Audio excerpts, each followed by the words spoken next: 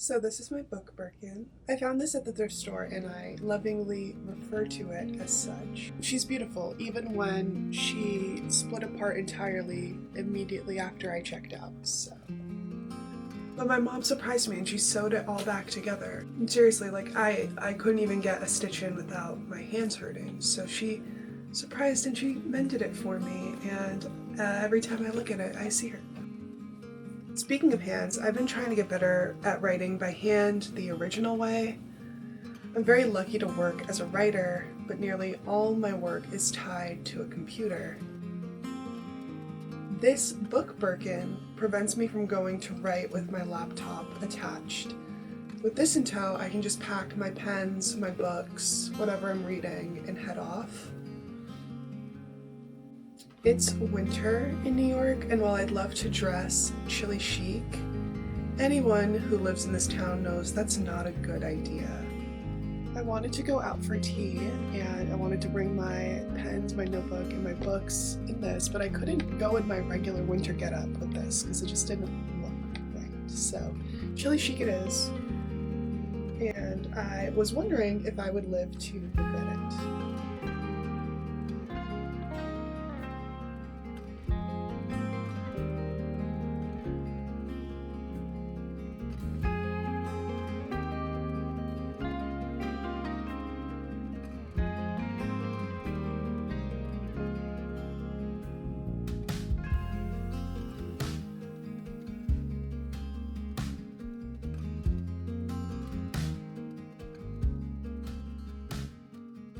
I recently came across this wonderful nanny who kind of blew up on TikTok. Her name is Chloe. She's inspired her toddlers that she takes care of to eat vegetables.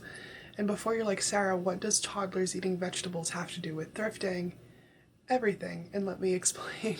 So she invites them to eat and explore vegetables by reframing what they are. So bell peppers turn into crunchy pepper bracelets, and celery sticks turn into celery boats. And she asks like what vegetable she wants to put on her breakfast boat. It's very cute. And there was a comment that I read under one of her posts that really stuck with me, and it was, toddlers love a good rebrand. And it had me thinking, I think everyone loves a good rebrand. Maybe the reason you think thrifting sucks or your thrifting is never successful is because you, like a toddler who hates vegetables, look and think, oh, this is just the yucky stuff. No, because in your thrift store you will find many a crunchy red pepper bracelet. Really, keeping this in mind, I went on my latest thrift excursion under the mindset of, okay, I've been really rocking with the row lately, so I'm gonna step inside and I'm gonna hunt for the row. And lo and behold, another successful thrift trip. I think it also helps that the row is really classic, neutral, and chic.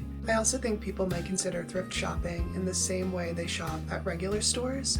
You aren't just going to walk up to a rack and find whatever it is you're looking for. And it's certainly not like online shopping. You have to dig. And above all, it requires patience. I also got these thinking they were fitting with the theme. However, they were not fitting me. I got bad blisters on the backs of my feet, and I've tried to break them in with big socks, but I don't know, it's just not working out for me, so. Part of me wants to walk in them just one last time, see if I can handle it, but I also don't want to blister my feet again. Like, I don't want to let them go. I really like them. So I think I'm going to walk to my bookstore that's nearby. It's all flat. We'll see how I do. And if they suck, then I will try and barter them off or sell them. I really like them. Yeah, so that was gonna be a big hell no. They immediately started hurting just standing in them for the 5 to 10 minutes that I was just in my room. So immediately I put the shoes in my bag and headed to Williamsburg, and I was able to barter them off at one of my favorite secondhand stores in the city. They have a few locations. They're called Beacon's Closet. Highly recommend.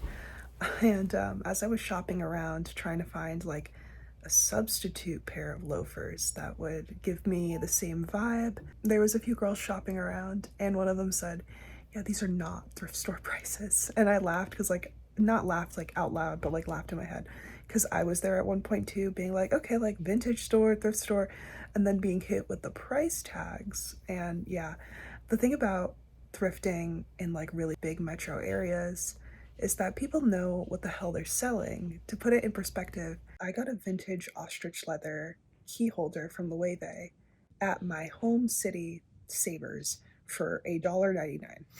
Because think about it, nobody in my home city cares about Loewe. They care about Lululemon. So obviously, they're going to price the Lululemon at like $18.99, $20, $25, whatever, what have you.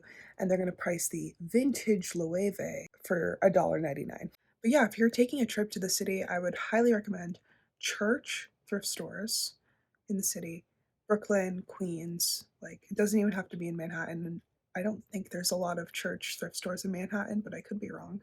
And then I'd recommend going on Marketplace, seeing what's in the radius, looking up clothes or if there's a specific designer you like.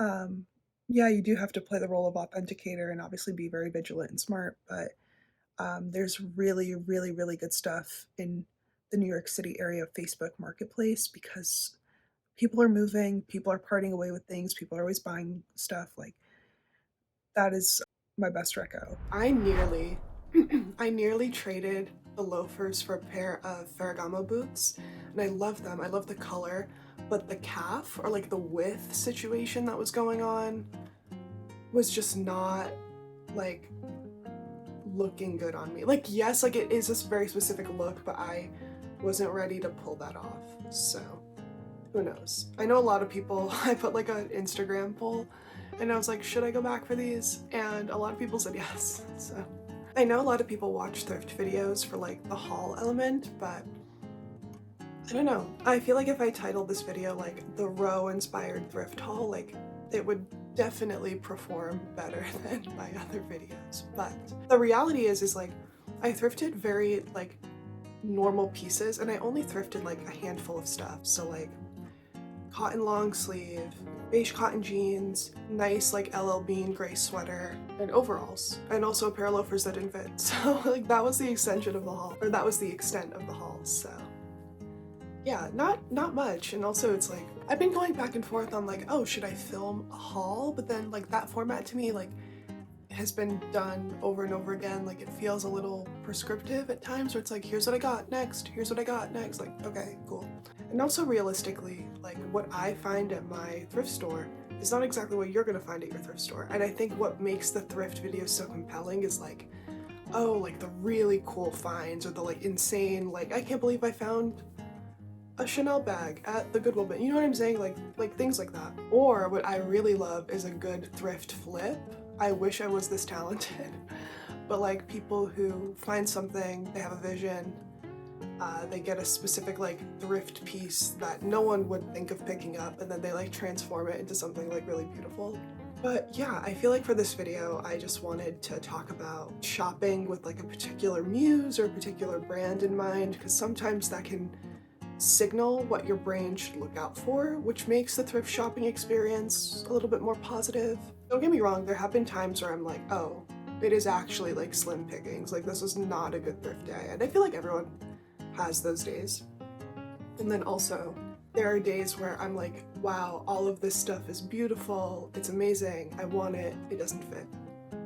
There's also that, which is really crummy, but in those instances, I end up going to like the book section and finding joy there, but yeah. So with respect to thrift hauls, what I find at my thrift store is not necessarily going to be at your thrift store. So I'd much rather try and share some signals that influence my thrifting in a positive way. I want to like share it in a way that's like a little bit more narrative and storytelling focused, if you've caught on to some of my videos. And for the sheer hope of like, oh, someone saw this and it allowed them to think differently or see things from a different perspective. They felt like they could switch things up and try something new. Like that to me is an intangible, but just as valuable, if that makes sense.